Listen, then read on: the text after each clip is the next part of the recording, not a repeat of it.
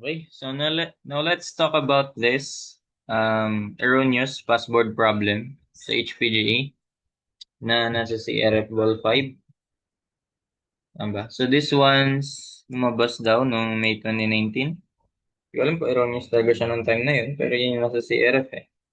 Sige, sasagutan natin. This one's under ano pala, hydrostatics. Specifically yan, force on plane surfaces. And dinindra ko na. The circular gate yan. Ito yung side profile niya. Yan, pag tinignan mo.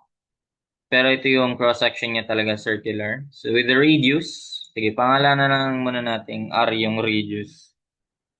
Okay, with the radius R, ayan. Radius R, 300 millimeters is submerged in water. Ayan, submerged siya, pero the top of the gate is flushed with the water surface. Naalala niyo pa ba ito sa ano?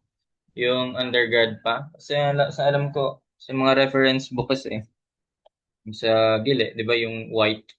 So, mga first few problems doon, pinapa-derive yung formula for calculating the location ng hydrostatic force kapag flushed lang sa surface yung object mo. Yan, circular, rectangular, triangular, what else? Ayun lang laman eh. Circular, triangular, rectangular, square. Pero sama na sa rectangle yan eh. Okay, so ayan. So, we're asked to calculate the total force acting on the gate. So again, hydrostatic force, it acts on what? Diyan ba sa gitna, sa center of gravity? Di ba hindi? Bababa yan ng E, eccentricity E. This one is the center of gravity. Pero ang actual na application niya talaga is yan, mas mababa pa dun. Bumaba siya ng E distance. That is what we call the eccentricity. And we have a formula for that, di ba? Derived na. Hopefully, kabisado na yun. Kasi kailangan talaga yun. Ayan. Duplicate ko na lang. Ayan, duplicate ko na lang. Ayan. So, this is the distance E. Yung tinatawag nating eccentricity. Ayan. That is the distance E. Eccentricity. So, dyan talaga naka-apply yung force, di ba? Ayun. So, calculate the total force acting on the gate. Napakadaling problem. Grabe. So, di ba may mga formula tayo doon? Una, F is equal to gamma H bar area.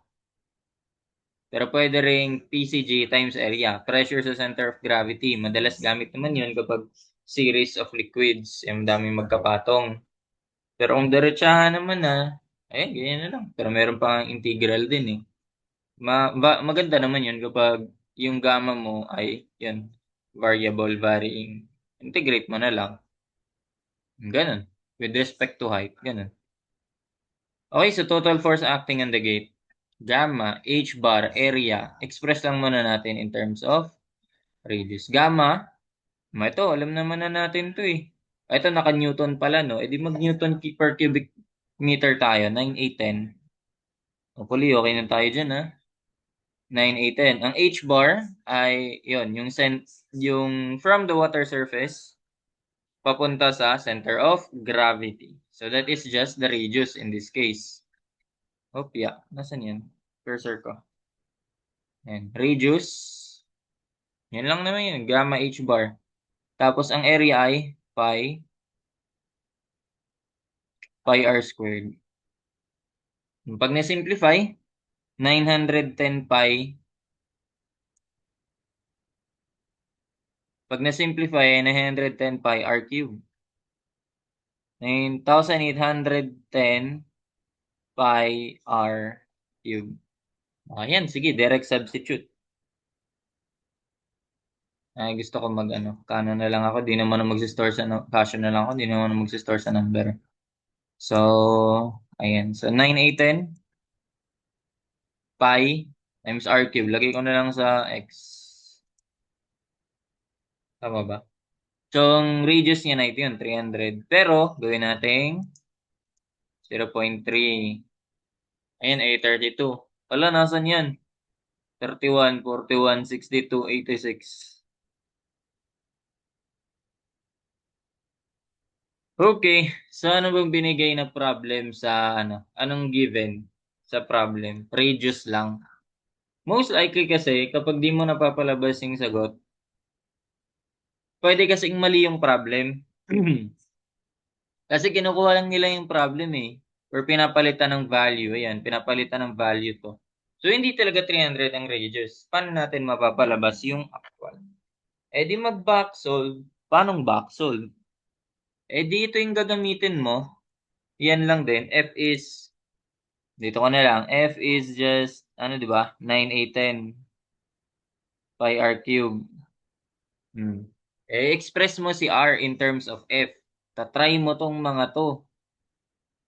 Express mo si R in terms of F. So, R is equal to, yan, F over 9, 8, 10 pi. 9, 8, 10 pi. Tapos, since R cube yan, R cube talaga to eh. So, pag nag-cube root ako dyan, both sides, tanggal na yan sa R. Apply cube root ka lang.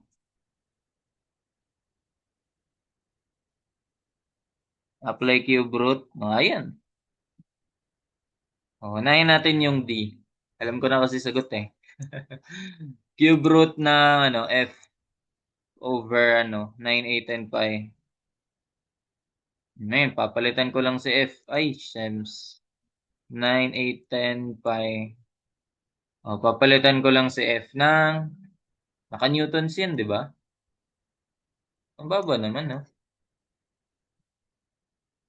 Di, sige, unahin natin yung 86. 86 newtons. Newtons talaga yun, di ba?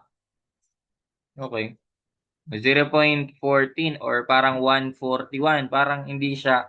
Ang goal mo kasi dito is makapagpalabas ka ng pwedeng whole number or yung medyo multiple of 5 and nearly whole number, multiple of 5, 10.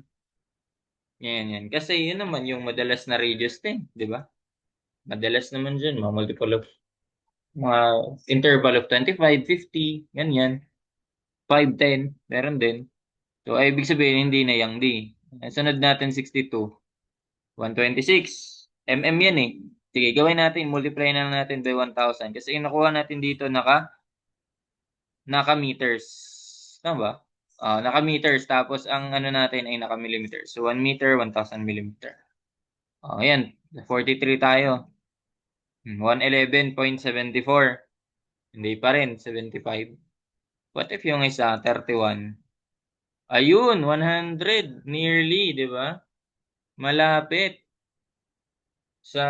That is a whole number. 100 is a whole number. So, ganyan mag-backsolve. Maunang napapalabas natin, 11, 126, 140. So, ito yung nagwagin. So, mali yung 300. Ma-deduct mo na mali yung 300.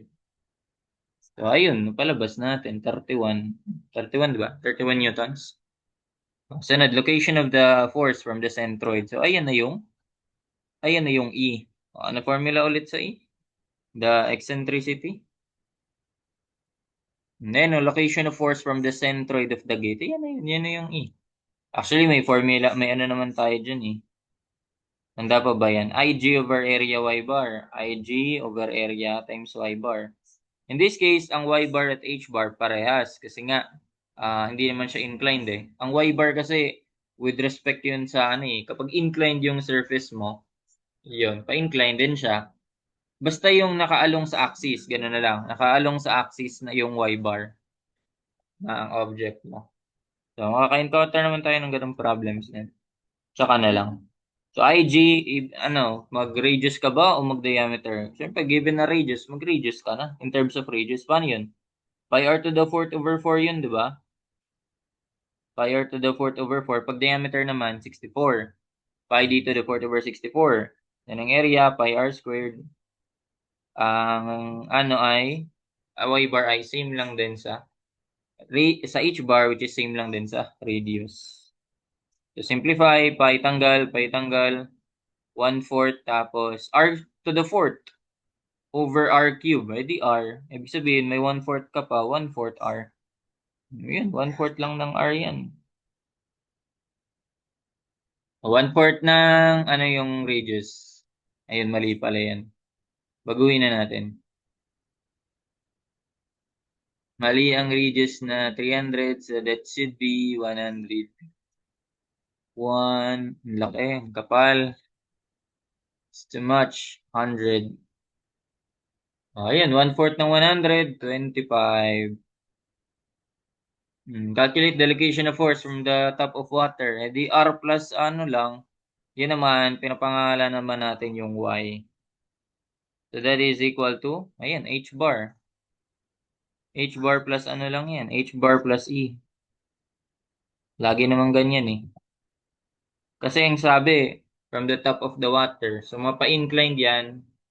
Yeah, H bar. Pero yung E nun, syempre, kunin mo yung inclined din na part. So ayun. H bar E ay, ang H bar, R, plus 1/4 ng R. So that is just 4 times 1, 4, 5, 5/4. 4 times 1, 4 plus 1, di ba? 5/4 ng R. Ilan yun? Mental. Eh di ano, 1/4 plus dadagdagan mo ng isa. So di 1/4 ng R ay 25 plus R 100, 125, di ba? Pwede mo naman mental eh. Ayan, same lang. 125. Then, voila. There you have it. Solve this erroneous problem. And that's it. Hope you learned something. Thank you.